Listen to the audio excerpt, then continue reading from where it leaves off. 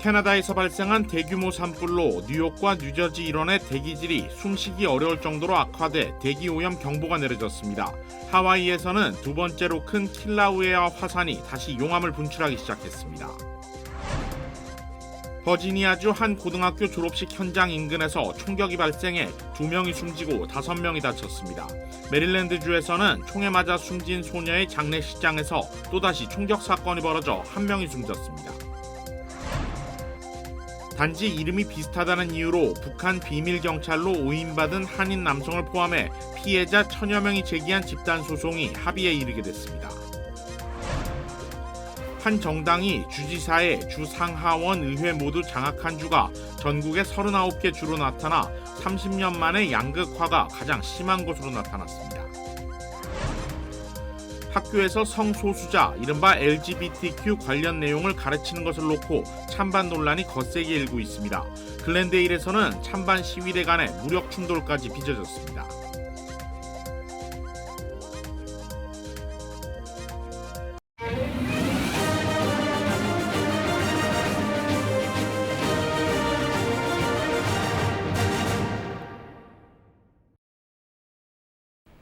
시청자 여러분 안녕하십니까? KBS 아메리카 뉴스입니다.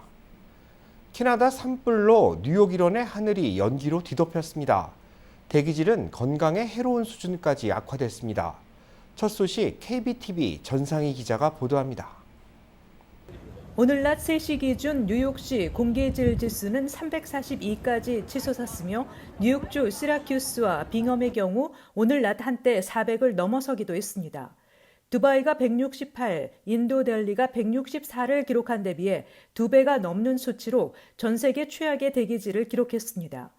뉴욕시만 놓고 봤을 때 어젯밤 10시 대기질 지수 218, 오늘 아침 7시 기준 174, 오늘 낮 3시 342를 기록하며 역시 관측 이래 최악의 대기질을 기록했습니다. 대기오염이 악화함에 따라 뉴욕 중심부의 최소 10개 학교가 야외 활동과 행사를 취소했습니다. CNN은 산불 연기에는 아주 작은 입자상 물질인 초미세먼지가 포함돼 있다며 어제 뉴욕시의 대기오염 농도는 세계보건기구가 정한 지침의 10배 이상이라고 전했습니다. 캐나다 정부가 발표한 전국 산불 현황 브리핑에 따르면 어제까지 전국 2,200여 곳에서 산불이 발생해 퀘벡 지역에서만 400건 이상의 산불이 발생한 것으로 나타났습니다. 대규모 산불 연기가 서쪽으로 번지며 디트로이트와 시카고까지 이어졌고 북동부와 중서부 지역에는 대기질 경보가 발령됐습니다. 한랭전선의 여파로 앞으로 며칠 동안 산불 연기는 더 남쪽으로 이동해 일주일 내내 미 전역에 영향을 미칠 것으로 예상됩니다. 국립기상청은 대기질 지수가 건강에 해로운 범주 이상일 것으로 예상된다며 활동적인 어린이와 성인, 특히 천식과 폐 또는 호흡기 질환이 있는 사람은 장시간 야외 활동을 제한해야 한다고 경고했습니다. 폐협회의 선임 이사 윌리엄 베렛은 연기를 보거나 연기 냄새가 난다면 이미 연기에 노출되고 있는 것이라며 어린이, 노인, 임산부 또는 호흡기 및 심혈관 질환이 있는 사람은 산불 연기에 특히 취약하다고 말했습니다. KBTV 뉴스 전상입니다. 하와이에서 두 번째로 큰 킬라우에아 화산이 다시 용암을 분출하기 시작했습니다. 관계 당국은 경계 수준을 상향 조정하고 항공기 운항에 주의 조치를 내렸습니다. 보도에 이영현 기자입니다. 미 지질조사국은 하와이 섬 킬라우에아 화산이 석 달 만에 다시 분화 활동을 시작했다고 밝혔습니다. 하와이 화산 관측소는 현지 시각 7일 새벽 4시 44분쯤 화산 정상부 분화구에서 빛을 감지했다고 밝혔습니다. 관측소는 용암이 분화구 바닥에서 15m 높이로 계속 솟구치는 상황을 웹 카메라를 통해 확인했다고 밝혔습니다. 화산 관측소는 화산 활동이 분화구에서만 이뤄지고 있지만 경계 수준을 주의해서 경고로 항공 기상 코드는 황색에서 적색으로 최고 등급까지 높였습니다. 관측소는 킬라우에아 화산이 인구 집중 지역인 호놀룰루에서 350km가량 떨어져 있어 영향은 제한적이지만 독성 물질이 포함된 화산 가스와 분진으로 인해 인체와 가축, 농작물들에 피해를 줄 수 있다며 주의를 당부했습니다. 관측소는 분화가 진행되면 위험성을 재평가할 예정이라고 설명했습니다. 킬라우에아 화산은 세계에서 가장 활발한 화산 가운데 하나로 최근에는 2021년 9월부터 활동을 시작했으며 마지막 분화는 올해 1월부터 3월 초까지 61일간이었습니다. 당시 미 지질조사국은 킬라우에아 화산 정상부 아래 얕은 지층에서 지진 폭풍이 감지됐다며 다시 폭발할 위험이 크다고 경고했습니다. 킬라우에아 화산은 2018년 대규모 분화와 지진이 잇따라 발생해 700채의 주택과 건물이 파손되는 피해를 냈습니다. 로스앤젤레스에서 KBS 뉴스 이영현입니다. 고등학교 졸업식 현장 인근에서 총격이 발생해 사상자가 속출했습니다. 체포된 용의자는 10대 청소년으로 확인됐습니다. KBTV 김은지 기자입니다. 학생들의 웃음소리로 가득했던 졸업식은 순식간에 비명소리로 바뀌었습니다. 어제 버지니아주 리치몬드의 위그노 고등학교는 버지니아 커먼웰스 대학 캠퍼스 내 극장에서 졸업식을 진행했습니다. 졸업식이 끝난 직후인 오후 5시 15분경 학생들과 학부모들이 극장 밖으로 나왔을 때 총성이 울리기 시작했습니다. 수백 명의 참석자들이 공포에 질려 자신의 아이들을 안고 총알을 피해 달아났습니다. 한 목격자는 현지 매체, 사람들이 건물에서 나가고 있을 때 약 20발의 총성이 들렸다며 수백 명의 사람들이 총격을 피해 건물로 다시 들어오려고 우르르 몰려들었다고 했습니다. 이 과정에서 14세에서 58세 사이 7명이 총에 맞았으며 그중 18세 졸업생 션 잭슨과 그의 의붓아버지인 36세 렌조 스미스가 사망했습니다.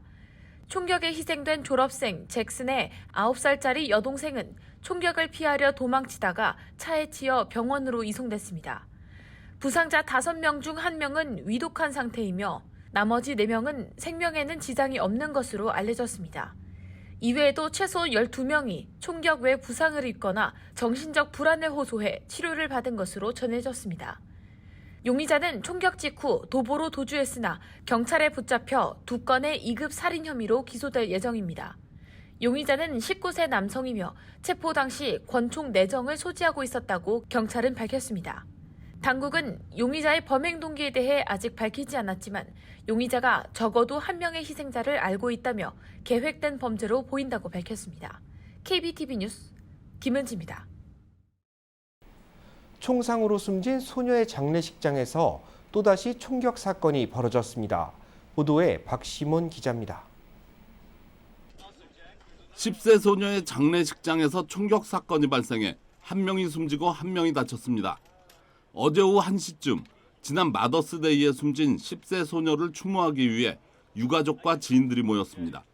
10세 소녀는 지난 14일 차량에 탑승해 있다 날아오는 총알에 맞아 숨진 아리아나 데이비스입니다. 장례식이 끝난 1시간 후 현장에서 몇 사람이 언쟁을 벌였고 결국 총격으로 이어져 남성 1명이 숨지고 여성 1명이 부상을 입었습니다.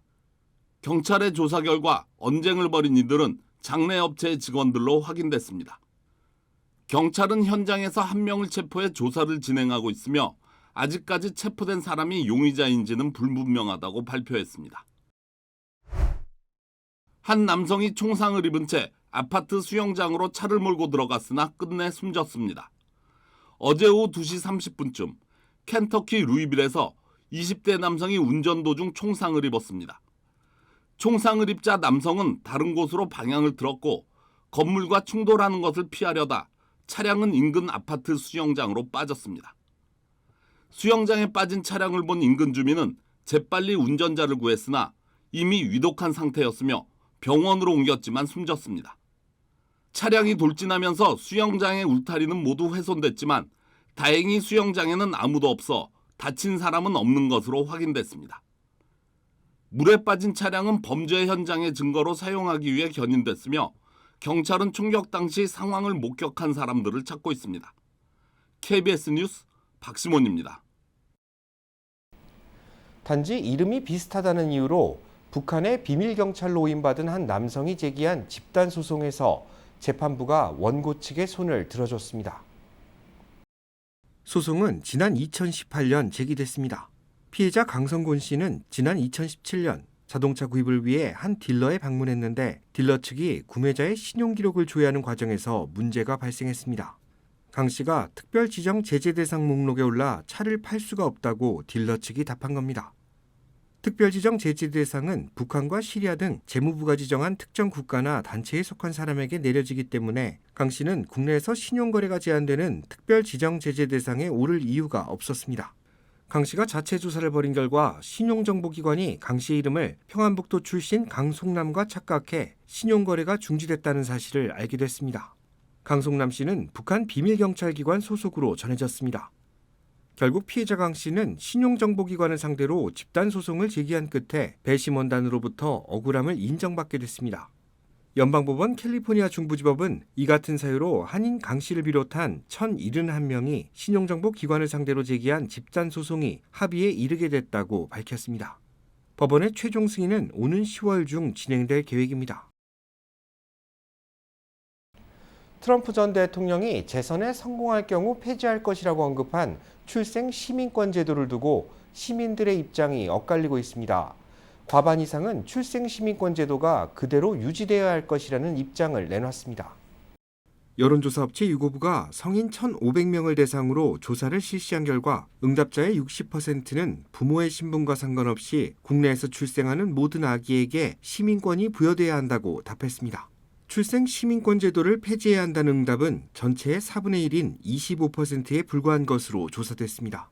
트럼프 전 대통령은 다가오는 대선에서 재선에 성공할 경우 취임 첫날 출생 시민권 제도를 폐지할 것이라고 밝힌 바 있습니다. 하지만 법률 전문가들의 의견은 달랐습니다. 수정헌법 14조에 위배되기 때문에 대통령 행정명령으로 이를 막을 수 없다는 겁니다. 이번 여론조사는 지난 3일부터 6일까지 진행됐습니다. 마이크 펜스 전 부통령이 대선 출마를 공식 선언했습니다. 공화당 대선 주자를 두고 각축이 벌어질 것이라는 전망입니다. 마이크 펜스 전 부통령은 어제 폭스뉴스와 트위터를 통해 대선 출마를 공식 선언했습니다. 펜스 전 부통령은 다른 시대에는 다른 리더가 필요하다며 사실상 기존 대선 주자들과 차별화된 새로운 정권을 세울 것을 희망한다고 밝혔습니다. 이로써 펜스 전 부통령은 4년간 한 배를 탔던 트럼프 전 대통령에게 정면 승부수를 던진 것인데 로이터 통신은 역사상 드문 일에 속한다고 분석했습니다. 지난달 실시된 여론조사에서 트럼프 전 대통령은 49%의 지지율을 나타냈고 펜스 전 부통령은 5%대에 머물렀습니다. 펜스 전 부통령의 대선 출마가 공식화되면서 얼마나 많은 표심이 새로 유입될지가 관심입니다. 민주당 소속 주지사를 둔 캘리포니아주는 주 상하원 역시 민주당이 장악하고 있습니다. 이렇게 한 정당이 의회를 장악하고 있는 주가 전국에 39개나 되는 것으로 조사됐습니다. 양극화가 더 심해진 겁니다. 김경일 기자입니다. 캘리포니아주는 민주당 소속 게빈 뉴섬 주지사와 주 상원 40석 중 30석이 민주당이고 주 하원 의원 80석 가운데 59석이 민주당 소속 의원들로 구성된 민주당 강세주입니다. 지난해 중간선거 결과 주지사 소속 정당과 주 상하원 다수당이 같은 주는 39개 주로 나타났습니다. 이에 따라 낙태 문제나 환경 문제, 성소수자 문제까지 한 정당의 정책이 견제 없이 법제화되면서 양극화 현상이 두드러지고 있다는 지적입니다. 뉴욕타임스는 공화당이 주도하는 22개 주 대부분은 낙태 규제 강화법을 제정했고 성소수자 문제에 대한 학교 교육을 제한하는 법들을 제정했습니다. 반면 민주당이 장악한 17개 주들은 총기 규제를 강화하고 낙태권을 확대 보장하는 법안들을 제정하고 있습니다. 이 같은 정치적 양극화 현상은 민주당 강세 지역의 경우 더 진보적으로 공화당 강세 지역은 더 보수적으로 변화될 우려가 큽니다. 팀스토리 전 미주 의회협의회 대표는 전국 50개 주가 진보 성향의 캘리포니아주와 보수 성향의 텍사스 둘 중 하나에 포함되고 있어 양극화가 심화되고 있다고 설명했습니다. 이로 인해 토론이나 타협이 아닌 주의회와 행정부를 장악한 정당이 한 방향으로 정책을 몰아가고 있어 중도 성향의 의견은 소외되고 있다고 지적했습니다. 또 일부 주에서는 상대방 소속 고위 공무원들이 선출된 카운티나 시정부에 대해 감독권을 강화하려는 움직임까지 나타나고 있다고 우려했습니다. KBS 뉴스 김경일입니다. 학교에서 성소수자 관련 내용을 가르치는 것을 두고 찬반 논란이 가열되고 있습니다. 찬반 시위대 간의 무력 충돌까지 빚어졌습니다. 보도에 윤범수 기자입니다. 경찰을 사이에 두고 대립한 두 무리의 시위대. 한쪽은 성소수자 반대, 다른 한쪽은 옹호하는 사람들입니다.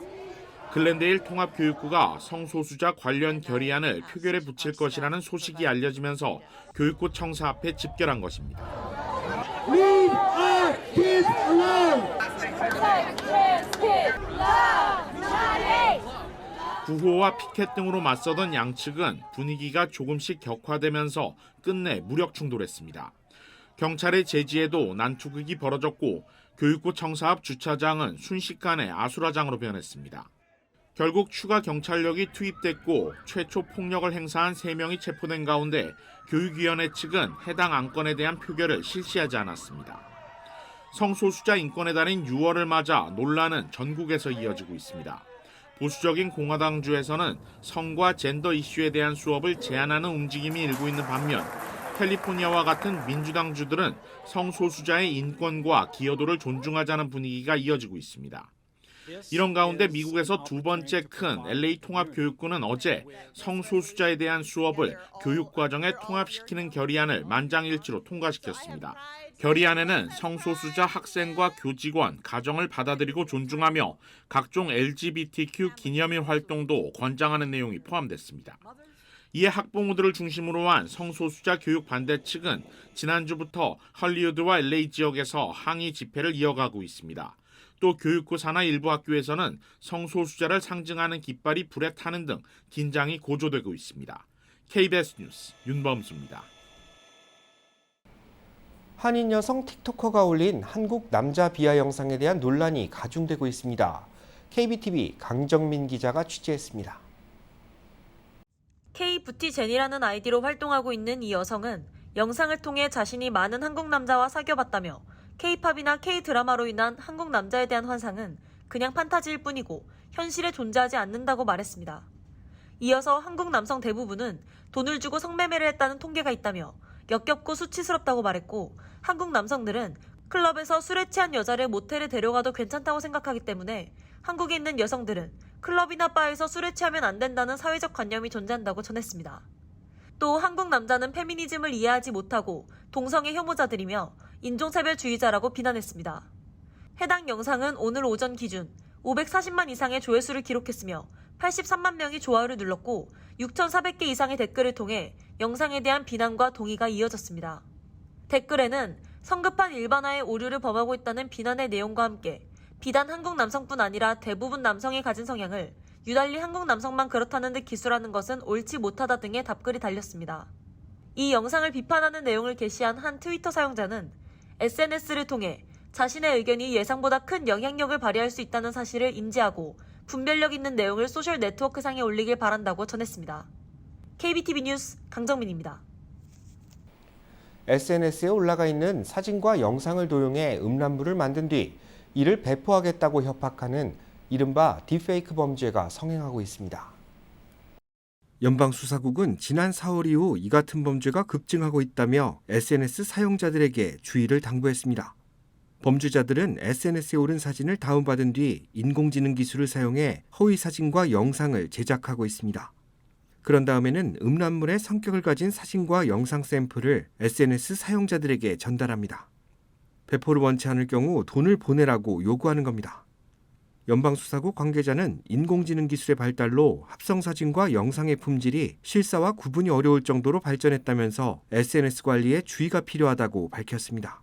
자신의 사진을 SNS에 공개적으로 노출하면 언제든 범죄자들의 표적이 될 수 있기 때문에 SNS 계정을 비공개로 설정하고 신원이 확인된 사용자들끼리만 일상을 공유해야 하는 것이 범죄 예방에 도움이 된다고 설명했습니다.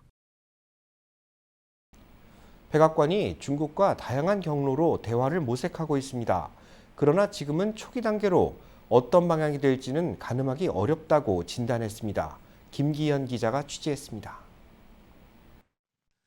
커트 캠벨 백악관 국가안보회의 인도태평양 조정관이 미국과 중국은 현재 대화 재개를 위한 초기 단계에 있다며 어떤 궤도로 나갈지는 불확실하다고 밝혔습니다. 캠벨 조정관은 미국의 싱크탱크인 전략국제문제연구소 대담에서 중국과 경쟁은 책임 있게 진행되는 동시에 충돌 예방도 중요하다며 이같이 말했습니다.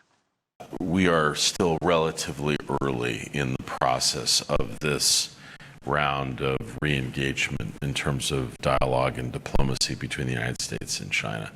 And it's uncertain what trajectory it will take. 캠벨 조정관은 그러면서 미국은 중국과 조율 필요가 있는 현안에 협력하는 외교를 추구한다며 기후변화와 마약성 진통제 펜타닐, 북한 문제 등을 예로 들었습니다. 다만 미중 관계를 규정하는 지배적 틀은 경쟁이라는 점도 재확인했습니다. 이와 관련해 토니 블링컨 미 국무장관은 사우디아라비아에서 열린 걸프 협력 회의에 참석해 중동에 대한 협력 확대를 다짐했습니다. The United States did this region today, and we're going to deeply invest in partnering with all of you. 중국이 중동의 안보와 경제 분야 협력에 공을 들이면서 실질적 영향력을 확대해가자 본격적인 견제에 나선 것으로 풀이됩니다. 언론인 자말 카시크지 암살 이후 냉랭했던 미국과 사우디 외교 관계 역시 중국 변수가 불거진 이후 해빙 국면으로 전환되고 있습니다. 워싱턴에서 KBS 뉴스 김기현입니다.